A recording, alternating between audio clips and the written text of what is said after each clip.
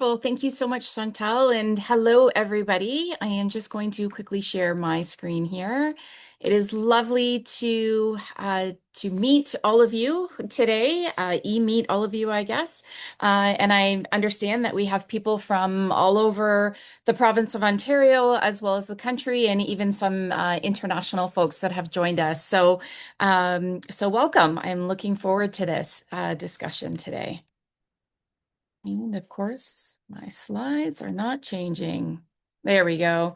So a little bit about me. Chantal already did a great presentation, gave some information. My QR code is there for my LinkedIn profile. So I would love if you didn't already have a chance to connect with me. I would love to connect with you. And maybe we could continue the conversation after today's webinar. I guess the only thing I will say is that this is an exciting year for me, for professionally, the organization that I am running, the Center for Dreams. We are celebrating our 35th anniversary. For me personally, I'm celebrating my 25th wedding anniversary this year as well. So it's a big year. And I have two beautiful daughters, a 23-year-old and a 20-year-old.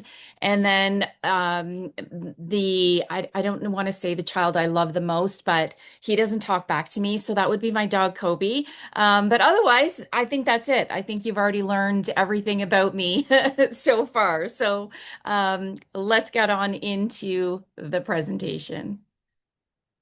So here is some information about the Center for Dreams. And for those of you who haven't heard of us, we are based in York Region. Specifically, we are in Markham, Ontario.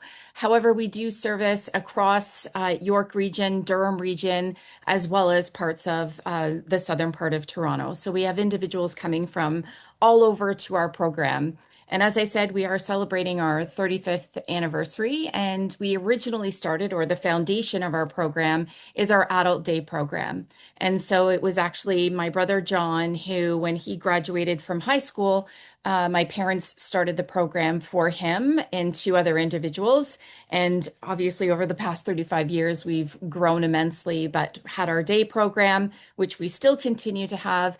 And we've added in a number of programs as well. So we have a caregiver wellness program, we have a youth program, we also have a different program called Dreams by Design. And so instead of it being the traditional type programs where you sign up for a day, these you sign up for a course. So it's taking the same principal scaffolding learning that we do in all of our other programs, but actually creating courses one at a time versus coming for an entire day. So we're keeping busy. We are actually also looking for a new place to run our programs. So we've got lots going on here, but we love working with our population and having all of the programs that we have here.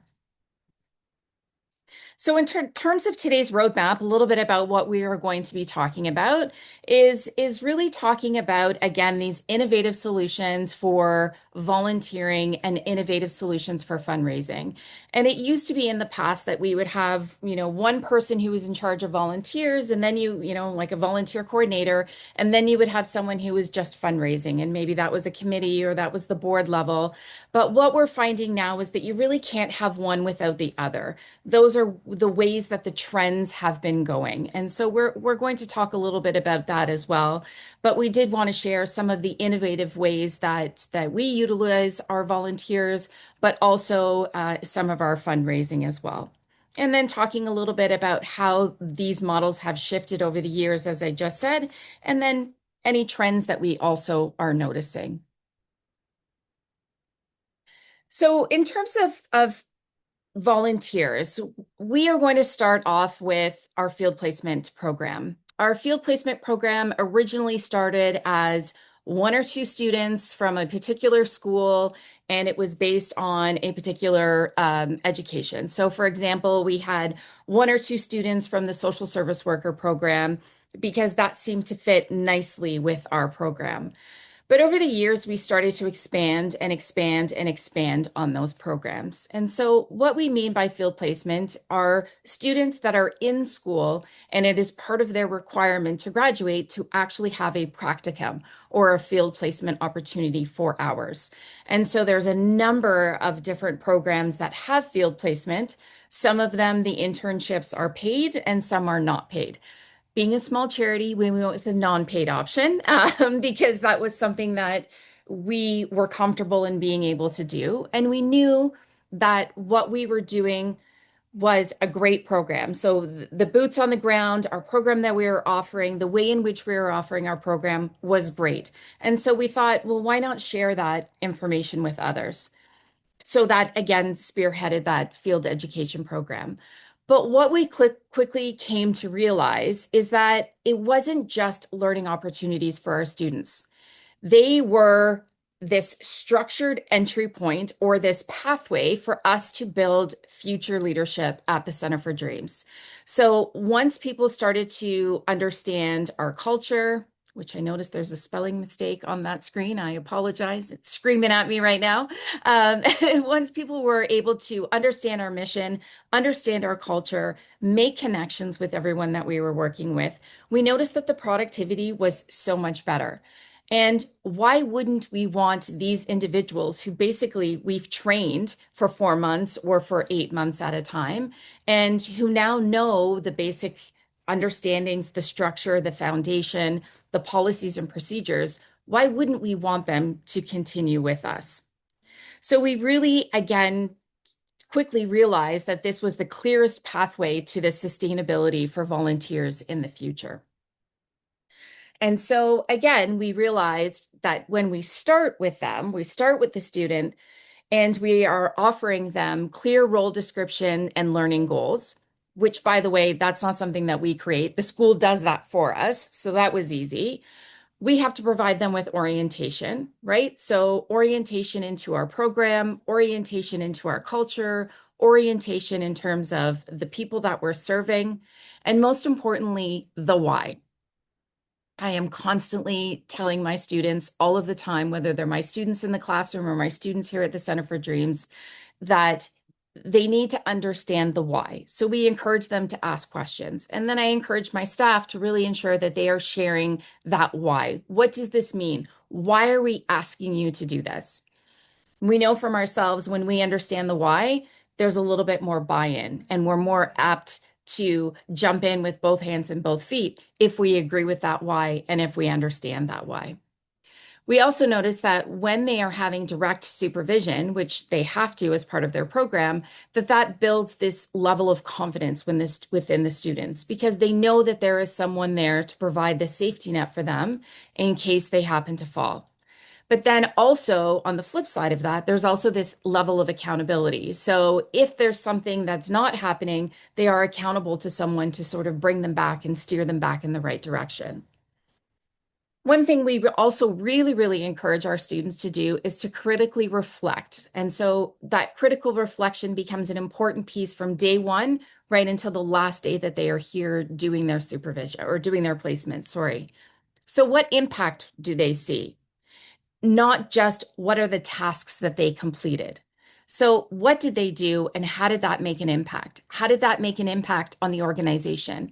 How did that make an impact on the community? And most importantly, how did that make an impact on the individuals that they are working with? How? What is that impact? And really getting them to understand that. And so we know that when students arrive, they're often here for the hours, right? They have these hours. This is something that they have to do, but they don't necessarily see beyond that. And so that's up to us. That's up to our organization to really, again, give them that buy-in so they feed into it. We need to motivate them. We need to encourage them. And we need to provide that connection, right? And once they have that connection, they really do gain that confidence. And then when you have the connection and the confidence, you really are starting to build that long-lasting, sustainable relationship, which is really what we want. And so we know with this pathway, again, we see student, so they're here because they have to do their placement. But once they've built that connection, then they can come back and volunteer. And maybe that's volunteering once a week. Maybe it's volunteering once a year when we have a special event. Maybe it's popping in and just seeing everybody. Maybe that's coming in and introducing other people to the center, right? It could be all of those. Then we see them really moving into ambassador. And that ambassador part could be becoming staff. That could, or sorry, that's the leader part. But becoming staff. It could be being an ambassador, letting other people in the community know who the Center for Dreams is, why it would be great for them to come in and utilize our services, whether that's volunteer someone else or to have their family member come and join our program. And then the next stage is that leader stage. And this is where we're wanting to see people come in possibly as future board members or as staff. And so looking at the cross section of our staff now, we're still a fairly small organization with 15 people. We actually, out of our 15 people, 12 of those people are actually placement students. So those are people who have come through as placement students and will continue this pathway and hopefully then becoming further leaders later on in life and possibly being a board member. And so the way we look at it with our students, as I tell them, this is a 4-month interview or an 8-month job interview, and we're already doing the training. So it makes sense to really invest in those students, although they may be young, we're getting in right at the beginning and really investing in them and building that connection for the long haul.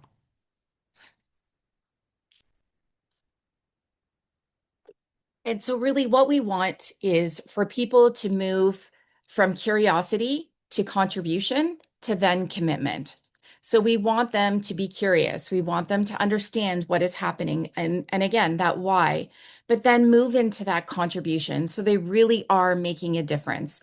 And again, that difference isn't just within the four walls of our agency or within the individuals that are coming here and utilizing our services, but that's again, the people we support, the general population of the community in which we are operating, but also the population outside of the Center for Dreams who have intellectual and developmental disability, but then that long-term commitment as well. And so being here for the long haul, whether that means supporting us with our micro fundraisers or supporting us at our big fundraisers, following us on social media and engaging and sharing our posts, that is still very much a part of who we are and the culture that we have here as a result of having so many wonderful students come through.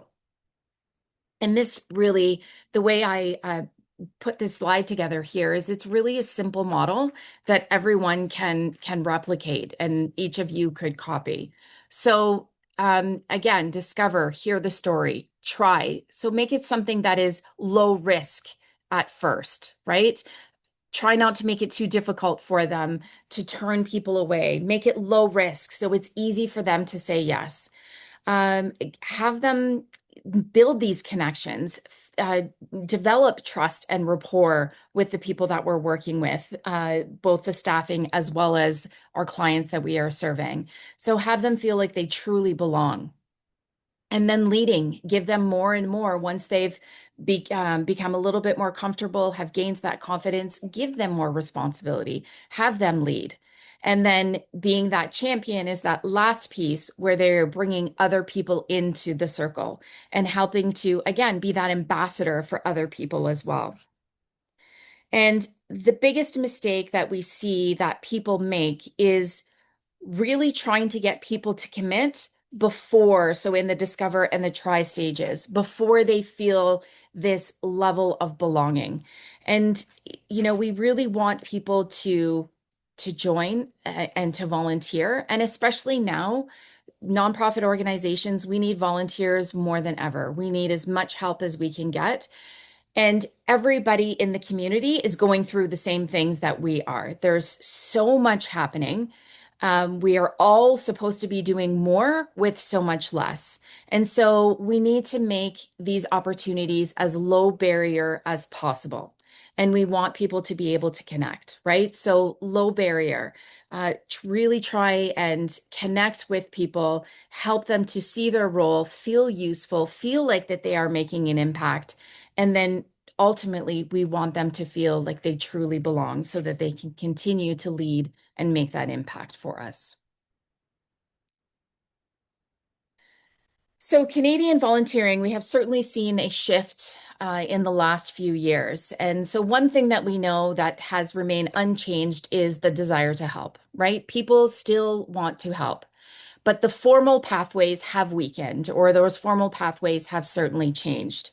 So, in 2023, we saw that the volunteer rate was 73% in Canada, and that went down from 79% in 2018. The formal volunteering rate in 2023 was 32%, and that is down from 41% in 2018. We see that the total volunteer hours in 2023 was 4.1 billion, and that is down from 5 billion hours in 2018. So we're seeing that although in some cases they're smaller shifts, they still are quite dramatic shifts for those of us that are using volunteers on a regular basis. And so the takeaway here really is that fewer people are entering volunteer positions in these former roles. So that volunteering, the positions that we are offering as nonprofits have to be easier to start and they need to be more meaningful so that the individuals will continue to sustain in that volunteer role. So again, we can see the desire to help still remains. So it doesn't mean that people don't care anymore. People still want to help. People still have that desire. But with all of the other competing noise that's happening in our world with time pressures, burnout, cost of living, all of our changed routines after COVID, all of that is having an impact. And so we really need to understand these stats and change the way we are doing things to be able to meet the capacity of those that we need to help. So another tip that I really want to share is that we need to treat volunteers as a strategy, not just as extra help. So volunteering should very much be a part of our strategic plan or our planning going forward. So capacity grows when these roles are connected to the outcomes. So we need to understand what are our goals as an agency and how can volunteers work within those outcomes for each of those strategic plans. And so when we're talking about program capacity, here we're talking about more consistent support, stronger ratios, and richer activities. The community capacity is families, students, businesses, and partners. We want them to ensure that they understand the mission. The fundraising capacity is volunteers become storytellers, connectors, event leads, and donors. Leadership capacity is placements and volunteers become committees or become members of the committees, the board, or ambassador pipelines. So again, this is all part of our strategy, not just we need extra help to stuff these bags for this event, right? If we had volunteers to come in and just patch up the walls for us, those kinds of things. We need volunteers for so many other things that we need to actually be open to that and making sure that we're understanding and shifting our mindset that way. So, volunteer recruitment. We know that there's lots of people out there. We know that there's lots of people out there who remain consistent in their values and wanting to give back. So, how do we recruit them? So the recruiting message formula is really, really simple. And trust me, I am not good at math, but this is good math that I think we can all understand. So who we serve, plus what we need, plus the time required, plus why it matters, and then thinking about the next step. So there's these 5 pieces that all make a big difference in the formula to recruiting our volunteers. And it's important that we have all of these pieces together. Just like a recipe, we need to have everything together in order for it to taste good, right? This is the exact same concept. So we need all of these pieces to work together. So it's not just about what we need and how much time is required of each person. I think that was what we were thinking in the past. What is a project that we could do, and how do we get people to just come in and help us with that? We need to expand that thought process. And we need to make sure that our volunteer postings are not sounding like a job ad for 1998, right? We are far past 1998, although the 90s were good years. Our job postings should not replicate what was happening in 1998. We need to be direct and we need to be specific, but we also need to be human. So we need to add in that element as well. As I said before, we need to have low barriers. So, low barrier recruitment is especially important when we want people to feel wanted and needed and understand the impact because we know that they're already feeling stretched. So, we don't want them to think, oh man, I got to go and volunteer for this place because I couldn't say no. We don't want that. We want people to be excited and motivated to come and volunteer, even though, yes, they may be tired and they may be feeling a bit stretched. Being specific is also really, really helpful. So instead of just saying help needed, be specific and say 2 hours of help needed on a Monday night. 2 hours of help needed once a week for 3 weeks. So being specific so that people understand instead of just, we need your help. Well, what does that mean? Does that mean you need me to answer a question? Do I have to be there every Monday night for the next year? What does that mean, right? So being specific so that you don't give somebody the time to say, oh, well, it doesn't really say, so I'm not going to bother looking at that. You want to offer starter roles. So instead of just taking someone and throwing them into the lion's den, you want to, casually lead them to the lion's den and give them little things to do, sort of baiting them with little snacks along the path. And then eventually we can throw them into the lion's den. But until then, again, starting with small starter tasks that have meaning, still have impact, but help with those steps to getting to belonging. Using warm networks. So we don't have to go out and do cold calling, right? So using our warm network, students are fabulous, families, businesses that are in our areas, or businesses that directly impact what we do, businesses that we use, that we have contracts with, any alumni. So people who were affiliated with your organization who have now moved on, our board members, any sponsors, right? Going to them and asking them for some help. We also want to make sure that we are showing impact quickly. So we don't want the individual to wait, right, to find out what their impact was.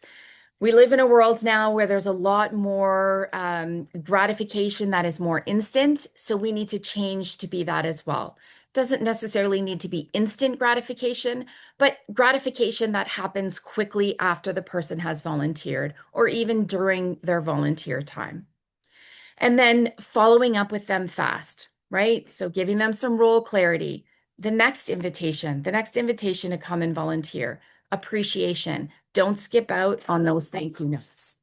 And I know it's so much easier to do an email, and that's fine. You can certainly do an email, make it easy instead of mailing out letters.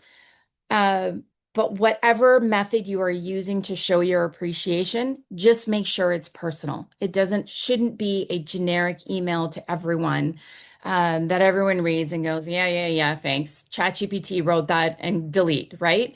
You want it to really speak to that person. So you could use ChatGPT to write a shell, and then you just go in and change the person's name and something specific that they worked on, or the impact that that particular individual had. Don't cheap out on that. And I know that we are also stretched and we're really busy, but that's just one small step that really makes a big impact on having that person move on to that ambassador and that leader role for us. So I really want people, and something that we've had to really shift here as well, is that when it comes to volunteer retention, it's really not something that we hope for. It's really something that's designed. So again, building back on that strategy piece. So, before the person comes and starts to volunteer, or before you're starting to do that recruitment, making sure that you have clear roles and easy instructions. So make it simple for the person. Make it so that you are ready when this person comes and starts to volunteer. You have everything ready for them. And then while they're here and while they are volunteering with you, or while they're doing their placement, if we're talking about our example with our field placement students, we want to ensure again that they're feeling like they belong. We want to ensure that we are providing them with feedback. Okay, so both positive and critical feedback. We want to ensure that they understand that they are doing useful work, right? There's nothing worse than having someone come in and do volunteer and then it becomes make work for us, right? Oh my gosh, now I got to find something for this person to do. Now I got to do this. Now I got to do this. It's just easier for me to do it myself. We've all been there. So we don't want that. We want to have, again, these clear roles and these clear strategies in place, and then being able to provide them with useful work while they are here. And then, of course, afterwards, as I said before, the thank you, that critical reflection piece, reflecting with them, the next invitation, when is that next time going to be? And then, of course, capturing the data. We know data, data, data, right? We have to capture that data and we need to have all of that in place. So we know that also speaks to the impact. And data, a lot of times, is really important for those of us that are writing fundraising grants or foundational grants. We need to be able to provide that data as well. So don't miss out on that step either.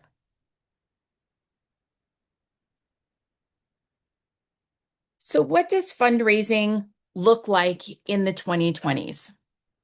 So there is this shift, right? And certainly it's a shift in expectations. And so it has been our experience that people want low friction, clear impact, transparency, as well as, transparency as well as flexibility. So again, they want low friction, clear impact, transparency, and flexibility. And we also know that a trend in the 2020s is going digital isn't just a payment method anymore, right? We need to. COVID taught us that. COVID taught us that we need to shift. We need to remember that word, pivot, so that we can make things more accessible, more flexible for individuals to do things online. And so, really, what does that mean for us? That means that we need to be innovative. We need to be creative. We need to figure out what is something that really will make us stand out and make us be different than anyone else. Okay. And so if we look at the slide here, the then is the annual asks, the gala heavy calendars, the golf tournaments, the check culture, the broad appeals that we are asking everybody. The now is micro giving, monthly donors, digital payments, story-led campaigns, corporate as well as community partnerships. And slowly we're going to be moving into this integrated engagement, right? That is the future, as I said before, of the volunteer, the advocate, the donor, and the connector.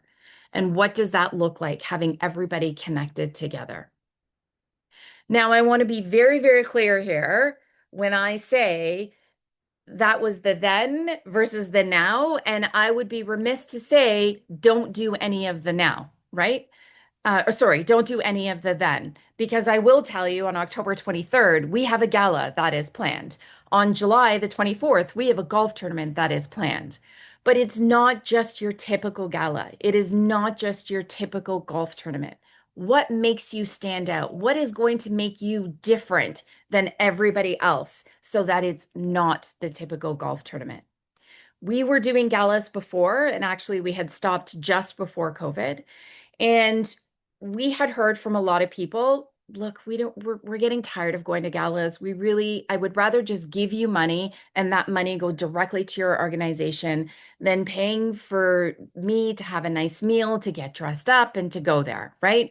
There's a lot of that donor fatigue. People were getting tired of doing the same things over and over again. So make it different. Figure out something that you can do that again sets you apart. Make it something that's your signature. Golf tournaments, the same thing. Our golf tournament is not your typical golf tournament. Do we play golf? Yes. Do we have foursomes? Yes. Do we have the longest drive contest? Yes, we do. We still do some of those pieces, but it still is different and it still sets us apart. It's something fresh, it's something new. When people come to our tournament year after year, they go, wow, this is such a great way of doing this golf tournament. Usually when I go to my golf tournaments, it's this, and this. And I come here and I get to play golf. It's great. So again, what is going to set you apart from everybody else? What is going to make you more diverse? And then also, before I switch over to the slide, also, um, how do you make it feel personable? Sorry, personal and possible. I combine those two words together. How do you make it personal and possible for people to really make that connection and see that visible impact, right? What are you doing to do that? Years ago, I'll share a little secret with you. Years ago, I'm talking like maybe a decade and a half ago, I attended a fundraising workshop. And the gentleman who was running the workshop said, people have to know about you. They have to know who you are and what you do. If they don't know about you, how are they going to make a donation? But it's not good enough for them to just know who you are. You also have to make a connection with them. Once you've made a connection with them, then chances are they will make a donation. So it always goes from the head, they have to know you, to the heart, to make that connection with you before you go to the pocket. So always remember that head, heart, pocket. They will not go to their pocket if they don't know who you are, if they don't make a connection with you. So thinking about all of those volunteering and fundraising opportunities that you do, how do you make that connection? How do you get people to know who you are? And how do you make that connection? So we also know, just like the volunteering landscape, the giving landscape is also changing. So we know that there are fewer donors that are carrying more of the load. And so what does that mean for charities, for smaller charities? It means that we need to have donor diversification. And we know that recurring gifts are not nice to have. They are actually resilience strategies. So we need to have those recurring gifts. And that's where we're really seeing a big push right now. So, well, the total dollars can look stable while the base of donors actually shrinks, right? So we want to maintain what that amount of revenue that comes in from our donations, even if our donation base is shrinking. But with that certainly creates vulnerability for us. And so here, this is where we're talking about small and repeatable campaigns. So these are campaigns that you can do over and over again, but they are small. And they build this wider base of support, right? So again, you're capturing more people, not necessarily big donations, but smaller donations and casting a wider net. So fundraising can be difficult.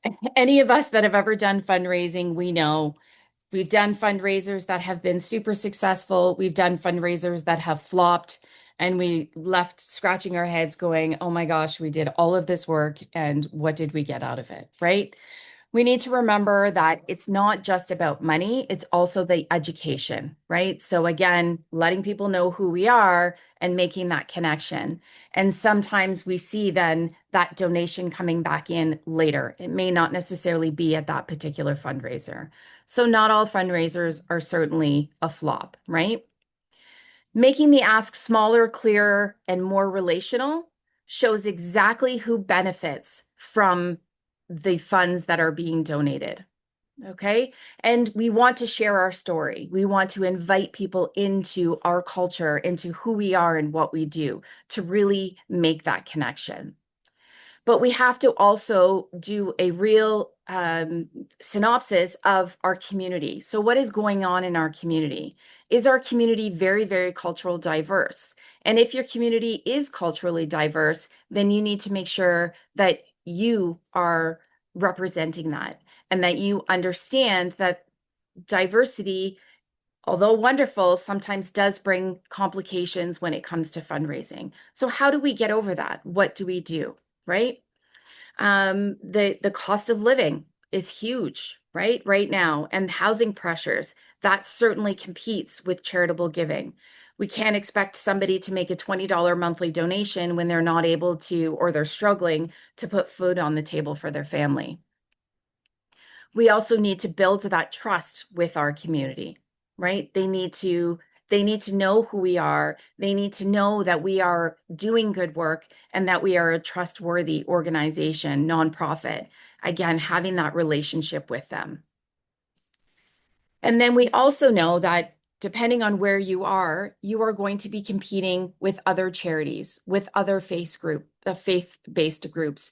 Maybe you're competing with hospitals, right? How do you get the word out? How do you educate when there is still so much competition within your area? And again, that's where being creative and innovative comes from. So just looking at our timing here, I do want to share with you our 10-10-10 campaign, which was a campaign that we did. We've actually done it twice right now. And it is a low barrier micro fundraiser that we did. And the last one we did was just last fall. And so the strategy is that it's small enough to say yes, simple enough to explain, and meaningful enough to share. So the 10-10-10 campaign essentially was donate $10, get 10 friends to donate $10, and get and go in and like our social media and get your friends to like our social media. So it was bigger impact. Again, it was more sort of crowdfunding or peer-to-peer fundraising. So one person donating $10, sharing it in their social media circle to try and get other people to donate and other people to engage and like on our social media. So we do have a quick video. It's just 30 seconds, so I will show you just to give you a better idea of the campaign. Hi, how are you? My name is Joseph. Hi, my name's Fiona. We are literally one community with countless dreams. My dream is going to be a race car driver. My dream is singer and dancer. We have a dream. We need your help to continue to learn new skills and build friendships. It's really simple. You donate $10 and get 10 friends to donate $10 and like us on our social media. 10, 10, 10. $10. 10 friends. 10 likes. 10 minutes to tell your friend. One dream. Okay. So you can see it was just a simple campaign. We didn't have overhead of renting out space. We didn't have to have volunteers. We didn't have to have decorations. We didn't have to pay for a meal, all of those things. It was simply just an online social media campaign, low barrier. The cost was nothing, right? We set it up. It took us time to create the videos, but we had a young person who knows how to do that, and that was easy, right? So we set all that up and we just blasted it out on our social media and had everybody else blast it with us. And so we actually we surpassed our goal for the month, or I guess it was 5 weeks that we had launched the campaign. So a simple campaign, again, that is digital, but again, getting that engagement. And so, you lower the barrier to get people to participate. You make the ask social, and the impact was concrete. People could see who was benefiting from this campaign. Oh, sorry. Oh. Okay. So, how did 10-10-10 build more than just revenue? So there was definitely the give, right? So that small gift, sharing and inviting 10 people. So getting more and more people to engage with our social media. That also, while we were getting people to join our social media, that's when we were advertising other things that we do at the center, opportunities for volunteering, learning and seeing impact stories. So we had some of our individuals, their families, caregivers, then share stories as well. And and continue to stay connected. So those people are now part of our database that we continue to share with all of our newsletters, and they continue to be a part of the Center for Dreams family, again, championing and staying connected. So the big shift, right? What does that mean? So we're not managing, as I said at the very beginning, two separate files or two separate programs, volunteers and fundraising and donors. We're seeing that it is one area. And so what we need to do is, again, change and cultivate this one community of support.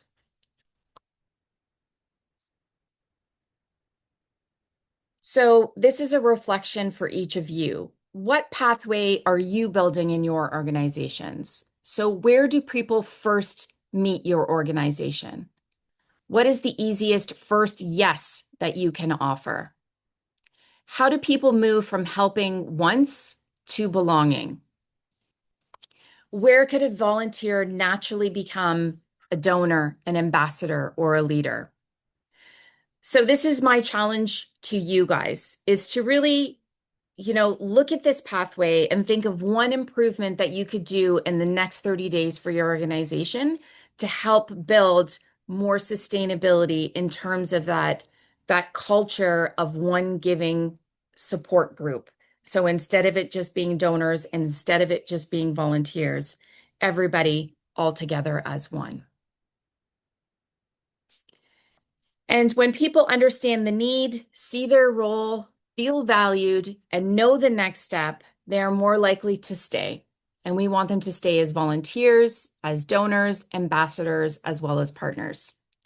So thank you, everyone. I see that there are some questions. So Chantel, I will ask you to help with these questions. Of course. First of all, thank you so much, Michelle, for the presentation. My immediate takeaway is the head, heart, pocket. I really like Yeah. the sort of the head, shoulders, knees, and toes of it all. Anyways, Yes. we have some really great questions. I'll start with one that came from Lauren, and this has to do with part 5 of your presentation. Lauren Uh-huh. asks, so what is fresh and different and new? So in regards to like sort of the ways in which that you're cultivating opportunities, based on like, the 35 years of dreams and everything, what is a contemporary, fresh, new take on like sort of that fundraising slash that volunteer engagement model or activity? Yeah, yeah. So I think digital is a huge thing, right? Again, understanding that digital is here to stay, and it's not just about payments. And how do we leverage that? How do we leverage people knowing who we are and what we do? And so I did see there was another question in terms of what social media platforms that we use. So here we use Facebook, Instagram. Those are our top two. We do have some videos on Vimeo and YouTube. LinkedIn, we need to get better at LinkedIn. I will be fully transparent with that, but LinkedIn is definitely an amazing tool to use. And TikTok as well. We've dabbled in a little bit more, but we need to be better at TikTok as well. But those are the platforms that we use, and really leveraging that. It's free marketing, right? You may need to pay for some boosts every now and then, but it is still very affordable. And so using that to help market is wonderful. Perfect. And sorry, just to continue on the or the question, Uh-huh. with regards to events, which events do you feel are like fresh and new and sort of resonating a bit better with like a sort of new and engaged demo or like a changing demographic in terms Yes. of donations and whatnot? Yeah, so I think, definitely looking at the trends. So right now, country music is huge, right? Country music has become mainstream again. And so our gala that we're having is not a typical formal gala. We're doing a denim and diamonds. So it will be fun, it will be engaging. We do ensure that our clients are coming to the event. So we recognize that we wouldn't be here without our clients, which we actually call them members of our dream team. We realize that we wouldn't be here as an agency without them. So they all get a free ticket to come to our event. And then we have staff there, so they get to sit. If their parents come, that's great, but their parents are on one side, they get to come and party and hang out with their friends on their own little section, right? And then we also have them do a performance. So people get to see and make that connection with them. With the Denim and Diamonds, again, staying on trend, we also have line dancers coming in and teaching. So it's not going to be the typical formal gala with the speeches and the live auction and the silent auction and all of that. We still are going to have a silent auction. We still are going to have a dinner, but it's not going to be as formal. There will be some speeches, but not long drawn on speeches. It's going to be fun. It's going to be engaging. We're also going to have an art gallery. So pieces of art that all of our members have made, we will have that on display and for purchase. So again, different ways that we can be creative to make money without it being the same thing that everybody else does. Very cool. Thank you so much for that. Another question in the Q&A coming from Stacy. For the field placement program, was this arranged directly with the educational institution? Do you have any advice for setting up these types of partnerships? Yes, definitely. The schools are begging for people to come in as partners. And so really looking at what your program offers and where you would need students from. So ours is very diverse and we're a smaller agency. We still have about 25 co-op students per semester, not for a year, per semester. And so we have students from nursing, which we don't have anybody here who needs any medical attention. It's their third year community nursing. So we have nursing students, we have social work students, social service worker students, developmental service worker students, occupational therapy, recreation and leisure, teacher students, or students in teachers college. Anyway, and the list continues. We have students from all over the place, and directly contacting the school that would be close to you and directly speaking to their program. They would love to have students come in. Awesome. I think that's great. I'm just typing up a synopsis of the answer in the chat. Mhm. The next question we have is, what do you mean by the easiest first yes? So like the slide just before your concluding one, the first one you say is like, what is your easiest first yes? And so if you wanted to elaborate on that a little bit. Yeah, yeah. So that's going back to what is it something that you need that's here and now. So it's not a make work project, but something that you're very specific about. I need this, and it's only going to take about this amount of time, and I only need this many volunteers, right? So clear, specific, and direct, and it's an easy yes because it's something that you need in the here and now. Perfect. The next thing I want to ask, the next question comes from Bonnie. Thank you for sharing practical strategies. Do you have the sample, like any sample materials to implement these strategies? So like orientation for field placement, volunteer and role description. I think what you had mentioned before is that a lot of the schools set up a bit of that curriculum piece. So if you want to maybe speak to a little bit of that and like maybe where like Center for Dreams, like at what point does it become a collaboration? And what tools need to be developed in order for things like field placements and volunteer descriptions to be created? Yes, absolutely. I just tried opening the chat, and I don't know, Chantel, if you're able to put in my email address, and so Yeah, sure people can thing. contact me via email, and I'm happy to share any resources that we have. Um, in terms of that, so yes, the schools do come with their roles and responsibilities and what it is that they need to do. But we also created a curriculum here. So we utilize Google Classroom as our platform, and we have some professional development that our students are to work on while they're here. So simple things like depending on what program they're from, what are the theories that and we name 5 theories depending on their program. What are those theories, and how do you see your supervisor utilizing those theories, and how have you utilized those theories? So putting theory into practice, but then also general training on dual diagnosis and in intellectual developmental disability. So something that's very real to the population that we serve. So that would be different based on everybody. Orientation, we do have a manual.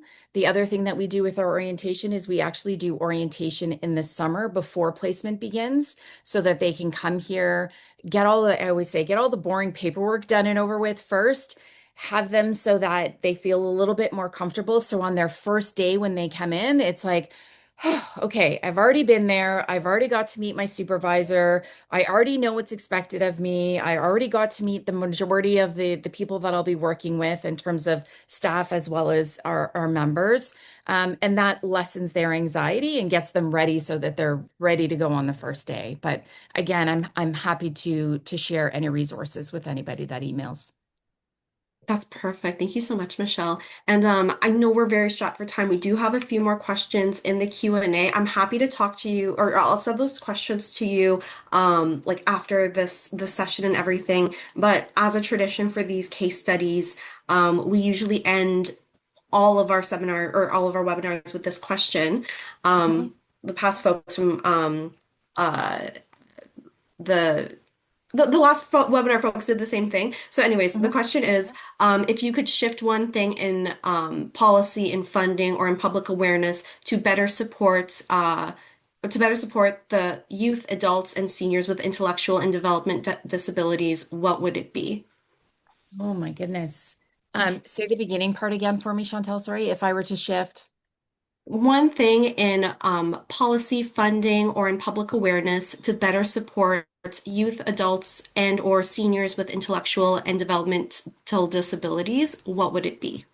So for me, it would be definitely the public perception and education. So having more people understand and accept disability as diversity. So not just diversity is culture, race, ethnicity, religion, those things, but disability is diversity, and it's one thing that just makes someone unique. And different. And in a world we're told to stand out and be different, so to have people more accepting and more understanding of our population.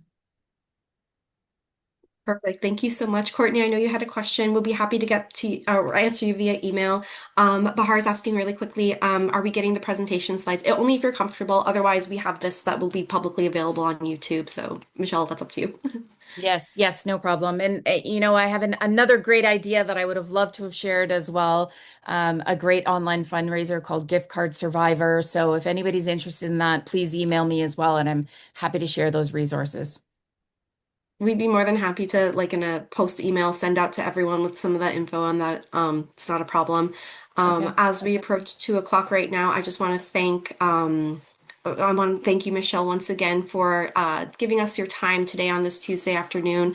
Really, really appreciate it. Thank you for letting us know about Center for Dreams, all the great work that you've doing and sort of the legacy that you've seen within the past 35 years of operation there. So thank you so very much. To all of you here today, thank you for learning with us. Thank you for participating in the Data-Driven Engagement Program. And we're looking forward to having you join us next month for our next webinar, which will be looking at gender and diversity on the StatsCan website. Take care, everyone. Be safe. Enjoy the weather outside, and we'll learn together another time. Take good care. Bye, everyone. Thank Bye, you. everyone.